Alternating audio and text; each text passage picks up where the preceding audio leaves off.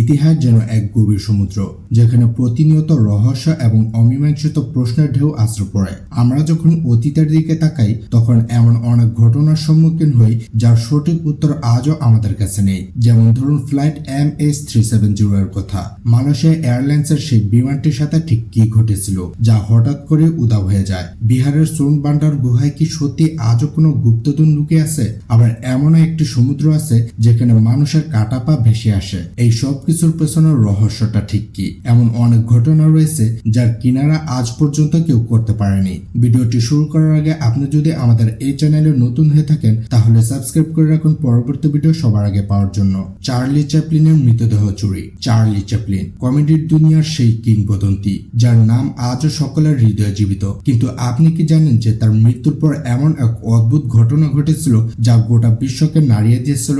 ঘটনাটি ছিল চার্লি চ্যাপলিনের মৃতদেহ চুরি। 25শে ডিসেম্বর 1977 সাল সুইজারল্যান্ডে নিজের বাড়িতে 88 বছর বয়সে চার্লি চ্যাপলিনের জীবন অবসান হয়। তার মৃতদেহ সুইজারল্যান্ডের কর্সিয়ার সুরবেবে কবরস্থানে দাফন করা হয়। এর কয়েক মাস পর মার্চ 1978-এ চার্লি চ্যাপলিনের কবর থেকে তার মৃতদেহ চুরি হয়ে যায়। এই ঘটনাটি কেবল একটি অপরাধ ছিল না, এটি একটি আন্তর্জাতিক চাঞ্চল্যকর ঘটনায় পরিণত হয়েছিল। যখন এই খবর ছড়িয়ে পড়ে, তখন কেউই বিশ্বাস করতে পারছিল না যে বিশ্বের সবচেয়ে বড় কৌতুক অভিনেতার মৃতদেহ চুরি হতে পারে। চুরির পেছনে থাকা দুই ব্যক্তির পরিকল্পনা ছিল চ্যাপলিনের পরিবারের কাছ থেকে মোটা অঙ্কের মুক্তিপণ আদায় করা। তবে কিছু সময় পরে পুলিশ অপরাধীদের গ্রেপ্তার করে। জানা যায় তারা চ্যাপলিনের মৃতদেহটি একটি ছোট গ্যারেজে লুকিয়ে রেখেছিল। এই ঘটনাটি এতটাই আলোচিত হয়েছিল যে সারা বিশ্বে এটি নিয়ে চর্চা শুরু হয়। চ্যাপলিনের মৃতদেহ উদ্ধারের পর পরিবার এটিকে পুনরায় দাফন করার সিদ্ধান্ত নেয়। তবে এবার অনেক বেশি নিরাপত্তার ব্যবস্থা করা হয়েছিল। কবরটিকে কংক্রিট দিয়ে ঢেকে দেওয়া হয় এবং সেখানে 24 ঘন্টা নজরদারির ব্যবস্থা করা হয়। এই ঘটনাটি চ্যাপলিনের মৃত্যুর পরও তার নামকে আরো আকর্ষণীয় এবং রহস্যময় করে তুলেছে। আর্ডস্টোল টানেল ইউরোপের এক অজানা রহস্য। ইউরোপের গভীরে লুকিয়ে আছে এক গোপন জগৎ যা বহু শতাব্দী ধরে এক অমীমাংসিত রহস্য হয়ে রয়েছে। একে আর্ডস্টোল টানেল বলা হয়। এই সুড়ঙ্গগুলো জার্মানি, অস্ট্রিয়া, ফ্রান্স এবং স্কটল্যান্ডের মতো দেশে পাওয়া গেছে। কিন্তু আশ্চর্যের বিষয় হলো এই টানেলগুলোর কোনো উল্লেখ ঐতিহাসিক দলিলে পাওয়া যায় না। প্রত্নতাত্ত্বিকরা মনে করেন যে এই সুড়ঙ্গগুলো 10ম থেকে 13শ শতাব্দীর মধ্যে তৈরি হয়ে থাকতে পারে। তবে কে বা কি উদ্দেশ্যে এগুলো তৈরি করা হয়েছিল তা আজও রহস্য। আর্ডস্টোল টানেলের আরো একটি অদ্ভুত বিষয় হলো এগুলি এক জায়গা থেকে অন্য জায়গায় যাওয়ার জন্য তৈরি বলে মনে হয় না এবং এর কোনো সুস্পষ্ট উদ্দেশ্য দেখা যায় না। অনেক ঐতিহাসিকদের মতে এই সুড়ঙ্গগুলো তৎকালীন মানুষজন জরুরি সময় লুকানোর জন্য তৈরি করেছিল। যখনই কোনো যুদ্ধ বা আক্রমণ হতো তখন মানুষ এই টানেলগুলোতে লুকিয়ে পড়ত। কিন্তু একটি বড় সমস্যা হলো এত সংকীর্ণ এবং শ্বাসরুদ্ধকর সুড়ঙ্গে কেউ বেশিক্ষণ বেঁচে থাকতে পারত না। কিছু মানুষের ধারণা এই সুড়ঙ্গগুলো কোনো গুপ্ত সমিতির ভূগর্ভস্থ নেটওয়ার্ক হতে পারে, যা কোনো গোপনীয় সম্প্রদায়ের সদস্যরা তাদের গোপন বৈঠকের জন্য তৈরি করেছিল। আর্ডস্টোল টানেলের রহস্য আজও প্রত্নতাত্ত্বিকদের কাছে একটি বড় ধাঁধা হয়ে রয়েছে।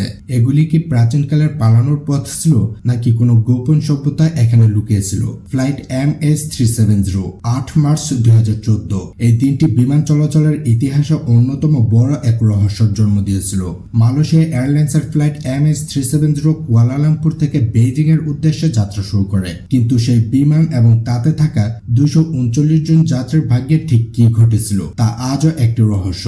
স্থানীয় সময় রাত 12:41 ফ্লাইট MH370 টেক অফ করে। এটি একটি অত্যন্ত নিরাপদ বিমান হিসেবে পরিচিত ছিল। বিমানে 227 জন যাত্রী এবং 12 জন ক্রু সদস্য ছিলেন। বিমানটির বেইজিং পৌঁছাতে প্রায় 6 ঘন্টা সময় লাগার কথা ছিল, কিন্তু রাত 1:22 ভিয়েতনামের এয়ার ট্রাফিক কন্ট্রোলের সাথে বিমানটির সংযোগ বিচ্ছিন্ন হয়ে যায়। এটিই ছিল শেষবার যখন MH370 এর সাথে কোনো যোগাযোগ করা সম্ভব হয়েছিল। যোগাযোগ বিচ্ছিন্ন হওয়ার পর সামরিক রাডারের ডেটা থেকে জানা যায় যে বিমানটি তার নির্ধারিত পথ থেকে সরে গিয়েছিল। বিমানটি পশ্চিম দিকে মোড় নিয়ে মালাক্কা প্রণালীর দিকে উড়ে যায় এবং তারপর রাডার থেকেও অদৃশ্য হয়ে যায়। কিন্তু কেন বেইজিংগামী একটি বিমান তার পথ থেকে এতটা বিচ্যুত হলো? এটা কি পাইলটের ইচ্ছাকৃত কোনো কাজ ছিল নাকি কোনো প্রযুক্তিগত ত্রুটি? এই প্রশ্নগুলো আজও অমীমাংসিত।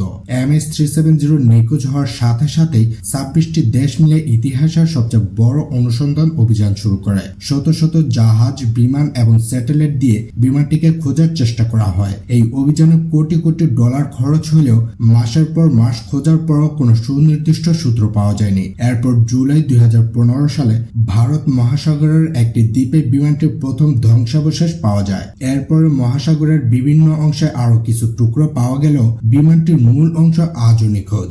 MH370 এর অন্তর্ধান নিয়ে অনেক তথ্য উঠে এসেছে। কেউ মনে করেন পাইলট ইচ্ছাকৃতভাবে বিমানটি বিধ্বস্ত করেছেন, আবার কেউ এটিকে সন্ত্রাসবাদ বা অপহরণের সাথে যুক্ত করেন। এই ঘটনাটি কেবল বিমান চলাচলের ইতিহাসের সবচেয়ে বড় রহস্যই নয়, এটি সেই পরিবারগুলোর জন্য এক অন্তহীন যন্ত্রণা যারা আজও উত্তরের অপেক্ষায় রয়েছেন। Petra, Jordan. এই পৃথিবীতে এমন একটি জায়গা আছে যেখানে রহস্য, ইতিহাস এবং স্থাপত্যের এক মেলবন্ধন দেখা যায়। সেই জায়গাটি হলো পেট্রা, যা জর্ডানের এক মরুভূমি অঞ্চলে অবস্থিত। পেট্রা, যা রোজ সিটি এবং গোলাপি শহর নামেও পরিচিত, একটি প্রাচীন এবং রহস্যময় শহর। পেট্রার নির্মাণ প্রায় 2000 বছর আগে হয়েছিল এবং এই শহরটি নাবাতিয়ান নামক এক সভ্যতা দ্বারা প্রতিষ্ঠিত হয়েছিল, যা মধ্যপ্রাচ্যের একটি প্রধান বাণিজ্যিক কেন্দ্র হিসেবে পরিচিত ছিল। পেট্রার স্থাপত্যের আসল আকর্ষণ হলো এর অট্টালিকাগুলো, যা সরাসরি পাহাড়ের পাথর খোদাই করে তৈরি করা হয়েছে। এই স্থাপত্যগুলো দেখলে বিশ্বাস করা কঠিন যে এগুলো মানুষের হাতে তৈরি। বলা হয় যে পেট্রার ট্রেজারি বা খাজানা হলো সেই দরজা যা বিশ্বের 7টি আশ্চর্যের মতো একটি হিসেবে গণ্য হয়। এই বিশাল কাঠামোটি 40 মিটার উঁচু এবং 25 মিটার চওড়া। কথিত আছে এখানে প্রাচীনকালের বিশাল গুপ্তধন লুকানো ছিল, যদিও তা কখনো প্রমাণিত হয়নি। এই কাঠামোর দেয়ালে খোদাই করা জটিল এবং সুন্দর চিত্র ও শিল্পকর্ম এটিকে আরো আকর্ষণীয় করে তোলে। এছাড়াও পেট্রায় আরো অনেক গুরুত্বপূর্ণ স্থান রয়েছে, যেমন দ্য মঠ, দ্য স্টেডিয়াম এবং প্রাচীন সমাধি, যা পেট্রার সমৃদ্ধ ইতিহাস ও সংস্কৃতির পরিচয় দেয়। পেট্রার ধ্বংসাবশেষের মধ্যে অনেক রহস্যময় জিনিস লুকিয়ে আছে। এই শহরটি নাবাতিয়ানদের জন্য একটি সমৃদ্ধ এবং প্রযুক্তিগতভাবে উন্নত কেন্দ্র ছিল এবং আজ এটি ইউনেস্কো দ্বারা বিশ্ব ঐতিহ্যবাহী স্থান হিসেবে স্বীকৃত। ডোনার পার্টির বিপর্যয়। এই ঘটনাটিকে আমেরিকান ইতিহাসের সবচেয়ে কুখ্যাত টিকে থাকার লড়াইয়ের ঘটনাগুলোর মধ্যে একটি বলে মনে করা হয়। 1846 সালে জর্জ ডোনার এবং তার পরিবার ক্যালিফোর্নিয়ার একটি উন্নত জীবনের আশায় একটি অভিযাত্রী দলে যোগ দেন। এই দলে মোট 87 জন সদস্য ছিলেন, যার মধ্যে ডোনার পরিবার ছাড়াও অন্যান্য পরিবার এবং কিছু একক যাত্রীও অন্তর্ভুক্ত ছিল।